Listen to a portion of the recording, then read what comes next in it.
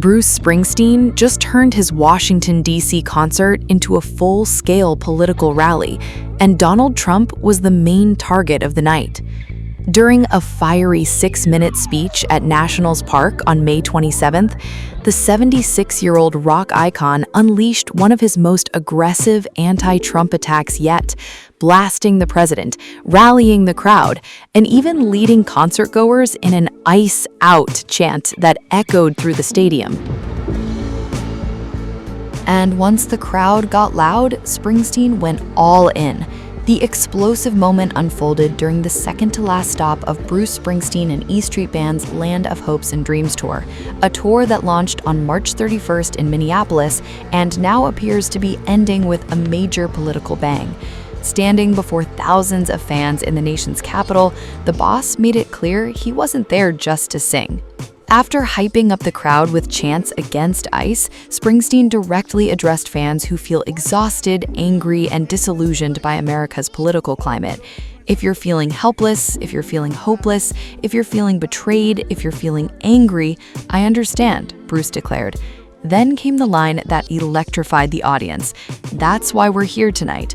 The rocker said the band specifically came to Washington because they wanted to feel your strength and your hope and your faith. But Springsteen's speech quickly escalated beyond frustration into a direct call for political action.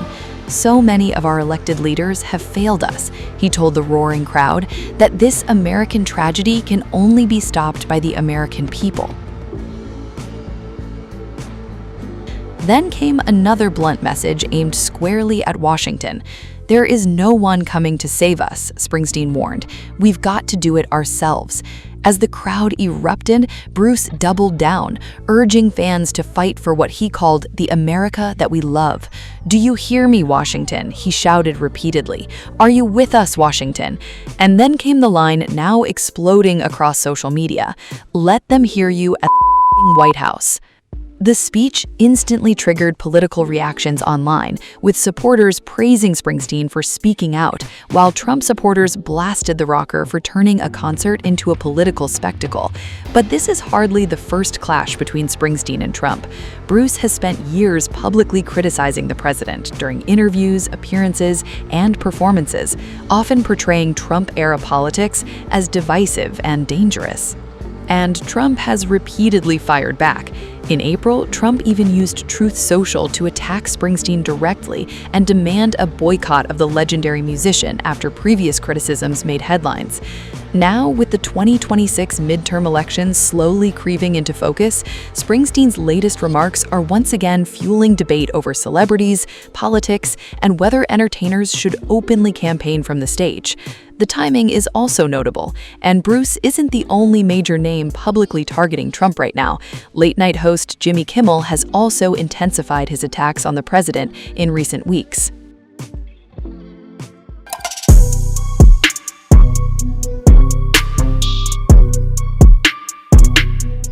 Jimmy Kimmel just unleashed one of his sharpest attacks yet on Donald Trump, after Trump skipped his own son's wedding and handed late-night television a political goldmine. The controversy exploded after Donald Trump Jr. married Bettina Anderson during a private Bahamas ceremony attended by around 40 guests. But the one person everyone noticed missing? Donald Trump himself.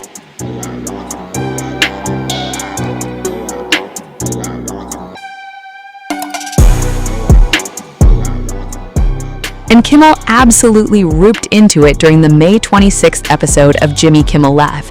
The late-night host opened the monologue with pure sarcasm. DJ TJ and his new bride Bettina were married on Saturday on a private island in the Bahamas. It was a small ceremony with about 40 guests, none of whom were his father.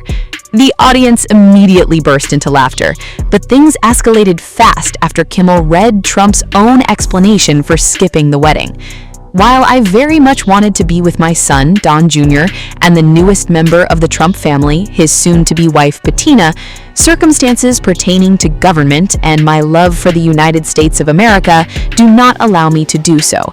I feel it is important for me to remain in Washington, D.C. at the White House during this important period of time. Congratulations to Don and Bettina."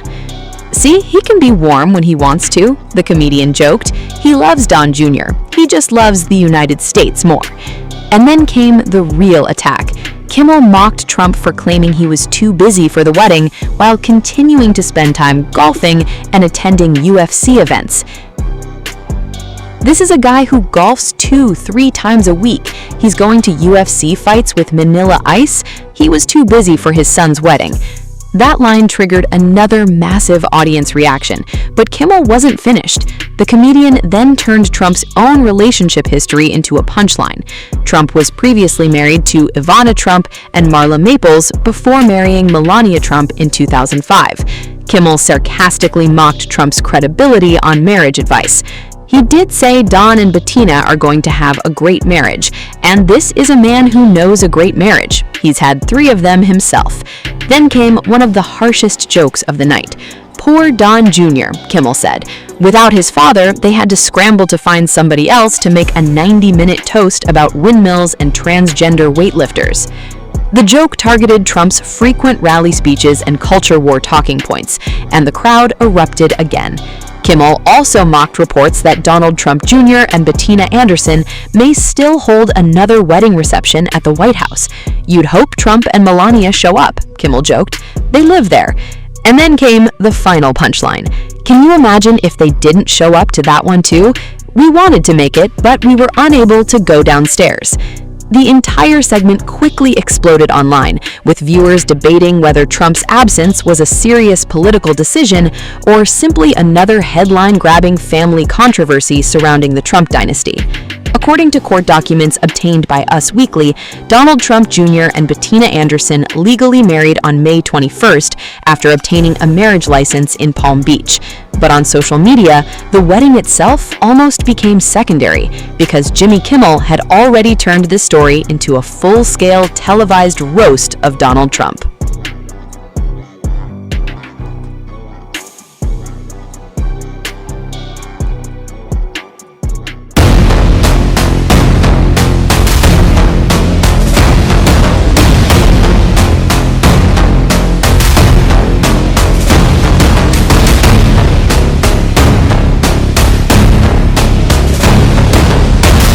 President Trump is once again facing questions online after an awkward Oval Office moment sparked fresh chatter about his health and mental sharpness. While taking questions from reporters, the president was asked whether he would attend Donald Trump Jr.'s upcoming wedding, which is reportedly set to take place in the Bahamas over Memorial Day weekend. Trump responded by saying he may not be able to attend, but then came the line that immediately exploded online.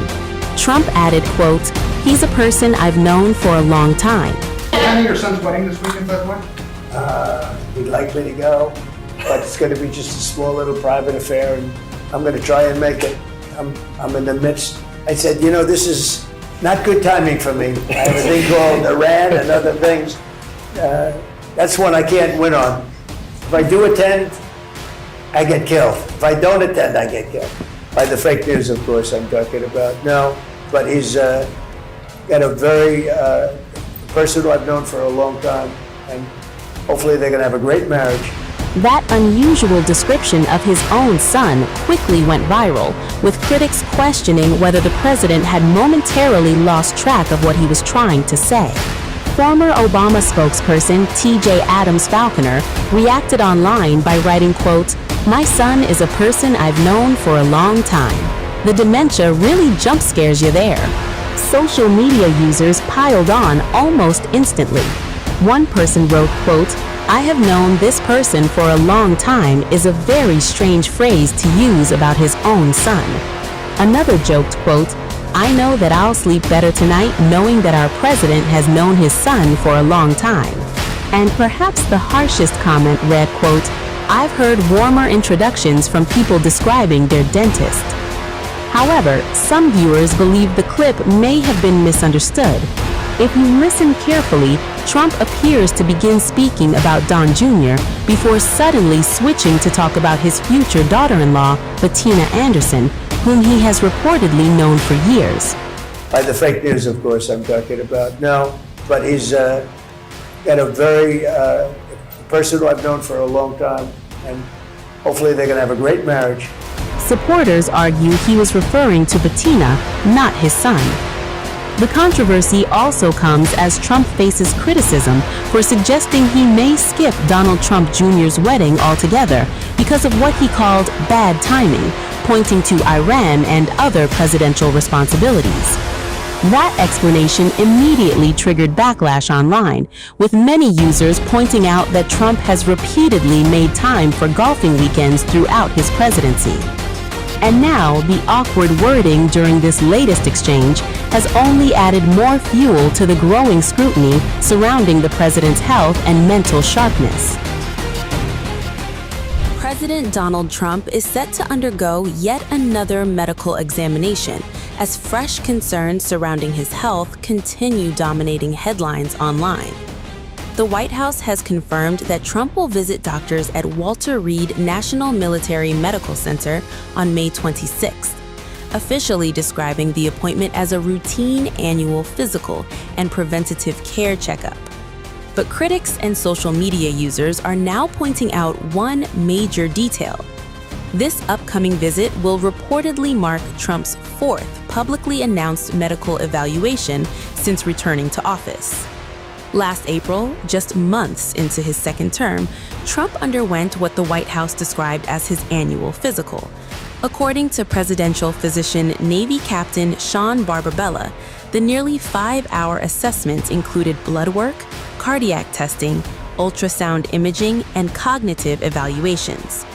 Following that exam, Barbabella declared Trump to be in, quote, excellent cognitive and physical health, adding that the president showed robust cardiac, pulmonary, and neurological function.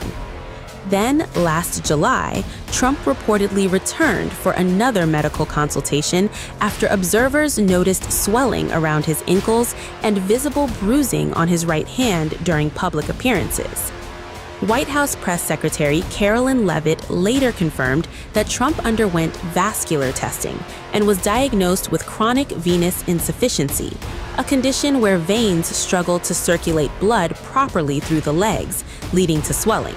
In recent weeks, President Trump noted mild swelling in his lower legs. In keeping with routine medical care and out of an abundance of caution, this concern was thoroughly evaluated by the White House Medical Unit. The president underwent a comprehensive examination, including diagnostic vascular studies. Bilateral lower extremity venous Doppler ultrasounds were performed and revealed chronic venous insufficiency, a benign and common condition, particularly in individuals over the age of 70. Importantly, there was no evidence of deep vein thrombosis or arterial disease. Laboratory testing included a complete blood count, comprehensive metabolic panel, coagulation profile, D-dimer, B-type natriuretic peptide, and cardiac biomarkers. All results were within normal limits.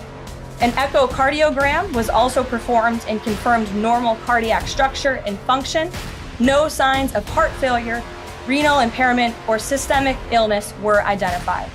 Additionally, recent photos of the president have shown minor bruising on the back of his hand.